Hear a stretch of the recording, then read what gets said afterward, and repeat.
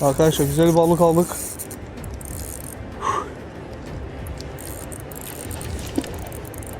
Hadi oğlum. Ver aksiyonunu be.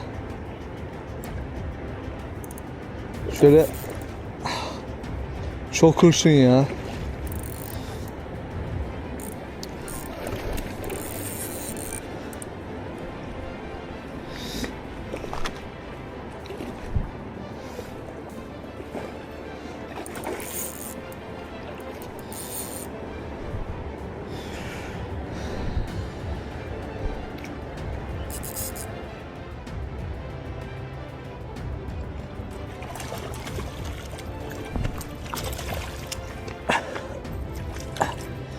Arkadaşlar aldım çünkü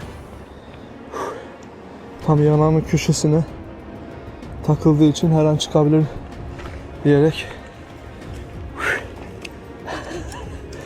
Güzel. Tam akıntıda vurdu. Tahmin etmiştim aslında olabilir diye.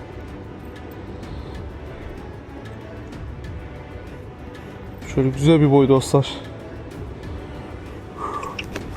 Yavaş. Çok güçlü. Şöyle bırakayım biraz. Sinirini atsın ya.